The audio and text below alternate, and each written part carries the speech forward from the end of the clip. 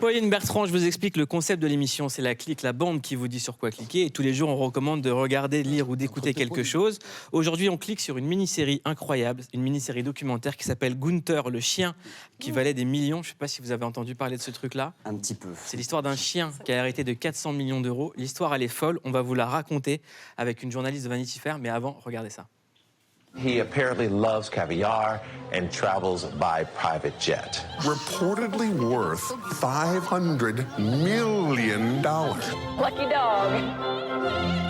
Voici le point de départ de la nouvelle série à succès Made in Netflix, l'histoire folle de Gunther, le chien qui valait des millions. Oui, c'est une histoire vraie. Je travaille pour ce chien. D'après la légende, ce berger allemand serait le digne héritier de la fortune personnelle de la comtesse Carlotta Liebenstein. Elle n'avait alors plus aucune famille, ni aucun proche. Elle a donc tout légué à son chien Gunther, qu'elle aimait plus fort que tout. Un chien à la tête d'une fortune donc, et assisté par toute une équipe qui gère sa succession. Je ne peux pas dire que c'est mon idée. C'est l'idée du chien. C'est le chien qui veut acheter un bateau.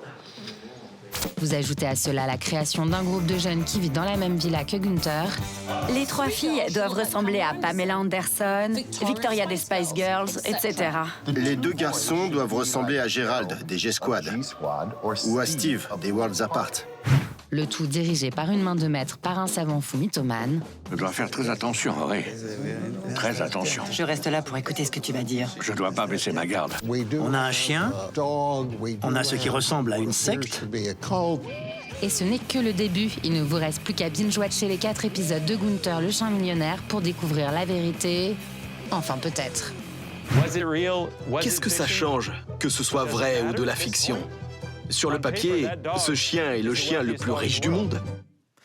Bonsoir Valentine Servan-Hulgu, vous êtes journaliste pour Vanity Fair. On va revenir ensemble sur cette incroyable histoire et ce qui se cache derrière ce chien millionnaire.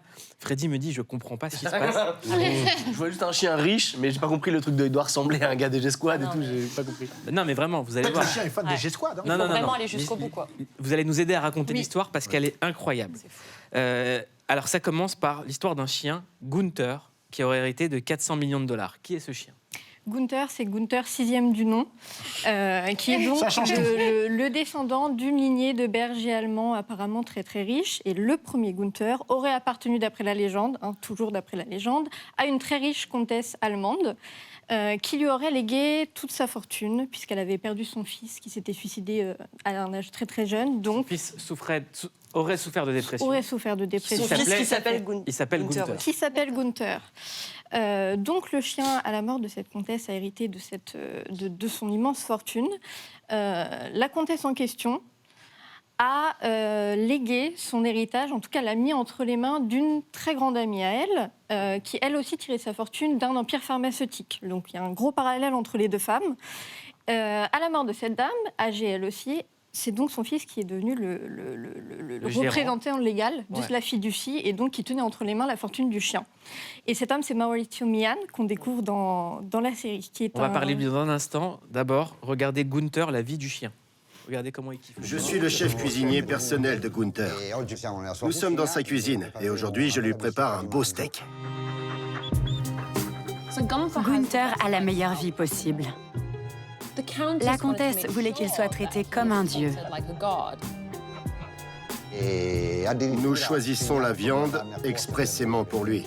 C'est un chien qui prend beaucoup de plaisir à bien manger. Wow. Donc, qu'est-ce que ça vous fait de voir un chien kiffer comme ça ? Moi, j'ai envie de faire kiffer le mien, c'est sûr. J'ai pas ces moyens-là. Qui kiffe, hein, qu'est-ce que je te dis ? Ouais. Ce fameux Mauricio qui gère le chien dit qu'il doit accomplir les dernières volontés de la comtesse en rendant le chien et les descendants heureux. Comment est-ce qu'il gère la fortune du chien Gunther ? Parce qu'on l'a vu acheter des bateaux, acheter des jets privés en disant « le chien doit voir le monde oui. ». En fait, selon lui, les dernières volontés de la comtesse reposaient sur cette idée de bonheur absolu qui concernait le chien. C'était une comtesse qui avait vécu beaucoup de drames personnels, dont le fils lui-même avait été sujet donc, à une dépression très profonde qui avait conduit à son suicide. Donc elle avait apparemment ce leitmotiv de cette idée de vouloir absolument atteindre le bonheur absolu. Et lui, il s'est pris de passion pour ce chien, il y a consacré toute sa vie, il a transféré cette idée de bonheur absolu sur le chien. Et en tant que représentant légal de la fiducie, c'est lui qui a les commandes de l'argent. Donc il a fait plein d'investissements investissements, des villas à Miami, en Toscane, Mais des justement, cette yachts, villa à des Miami, jets. elle appartient pas à n'importe qui, Oui. parce que le chien a acheté la villa de Madonna. Ils avaient d'abord- Regardez, on en parle après. Voilà comment tout a commencé. Avec un chèque de 7,5 millions de dollars. Cash. Avec comme signature la patte de Gunther.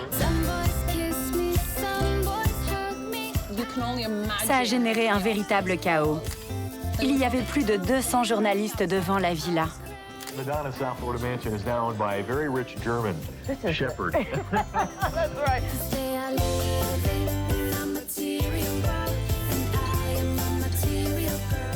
On a été interviewé en direct par Good Day LA. One thing I've learned about working for a dog is you greet new people from the behind first. Is it true that he likes to do it doggy style? All right. Apparemment, Madonna n'en revenait pas qu'un chien ait acheté sa maison. C'est vrai, c'est complètement fou. Alors, donc, le chien achète la maison de Madonna, sauf que dans cette maison, il va se passer des dingueries. Qu'est-ce qui va se passer? C'est là que ça commence. Hein. Ah, c'est là que ça commence parce que waouh. D'accord, très bien. Mais quand Non, tu mais depuis tout à l'heure, je vois Pauline qui me regarde. Où est-ce qu'on est? Mais vraiment, c'est la réalité. C'est vraiment arrivé, on est d'accord. Donc cette maison qui a appartenu à Madonna, maintenant appartient au chien. Et qu'est-ce qui va se passer dans cette maison? Alors, le maître du chien, Maurizio Mian, toujours lui, a profité d'avoir cette maison pour organiser des expériences scientifiques, sociologiques. Il a monté une équipe autour de lui de pseudo-scientifiques qui s'assument pseudo-scientifiques dans le documentaire, d'ailleurs, dans laquelle il a réuni... D'ailleurs, ils ont tous des blouses. Des blouses blanches. Ils ont réuni, en fait, des jeunes gens beaux, talentueux, sexy, à l'image de ce que Maurizio Mian estimait être une forme de perfection humaine, des jeunes gens talentueux, très sexy, très casting de télé-réalité. Mais pour monter un groupe de musique. Pour monter un groupe de à musique. la base, c'était ça la Voilà. surface du truc. C'est ça. Comment tu veux que je pose pas de questions après tout ça? Tu peux juste poser des questions intéressantes. Il leur disait tout de suite que c'était une expérience. Les jeunes gens étaient C'est quand même ça. au courant qu'ils allaient être l'objet des communs. Voilà. Quoi. Est-ce qu'on est sûr que c'est toujours le même chien? Moi, c'est la question Alors, que je me pose. justement, Très bonne question. Très bonne question. À plusieurs reprises, ils expliquent qu'ils font parfois appel à une doublure du chien en fonction du contexte, en fonction des interlocuteurs quand ils ne sont pas trop sûrs. Et surtout, à la fin du documentaire, on comprend que Maurizio Mian, qui est visiblement adepte d'expériences sulfureuses, aurait eu pour projet de procéder au clonage du chien. Est-ce que c'est vrai? Est-ce que c'est faux? On ne sait pas. Il maîtrise son récit. Mais En tout cas, il avait ce qu'il un a autre dit. projet, c'était de rendre le chien tellement star qu'il lui a fait faire une chanson. Oui. Il voulait que le chien soit une star de la chanson. Regarde.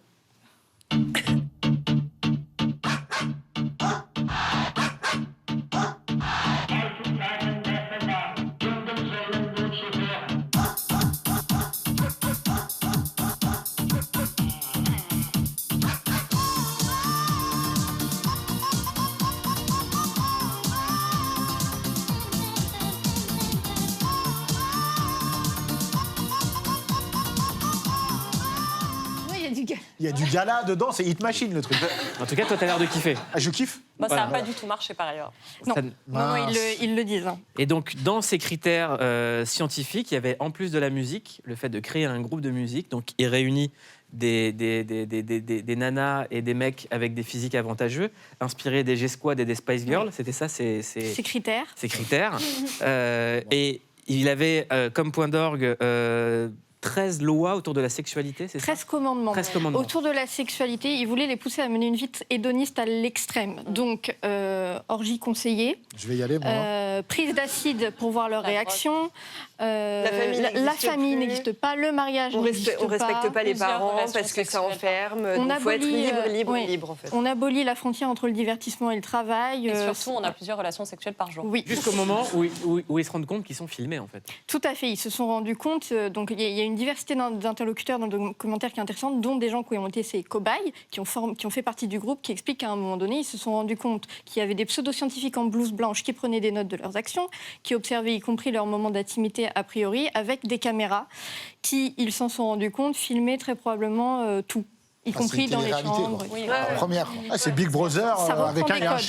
Avec un yinche et un héritier qui décide de réunir, sous prétexte de rendre les gens heureux grâce aux chiens, des gens qui font ce genre de choses. Regardez. On les poussait à avoir des relations sexuelles, à vivre nus, à faire des orgies. Je vous laisse imaginer. Avez-vous eu des relations sexuelles? Oui, nous étions libres. Et on avait le droit de coucher ensemble. Ils s'arrangeaient pour que 2 personnes se retrouvent en tête-à-tête dans la maison et progressivement, tout le monde s'est mis à coucher avec tout le monde. Disons que ce n'était pas pour tous les publics. C'était des orgies dignes de Caligula. Je reconnais qu'on a tous fait des trucs. Et ensuite, je ne sais pas comment, c'est devenu bizarre. Alors, c'est toujours pas fini, je vous raconte. Donc là, on part d'un chien qui est millionnaire, un gars qui gère la fortune du chien, qui achète la maison de Madonna, ok ?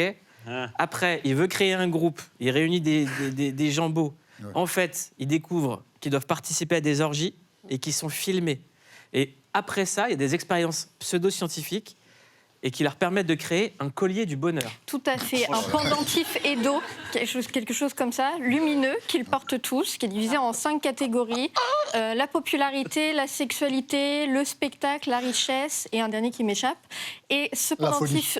Peut-être.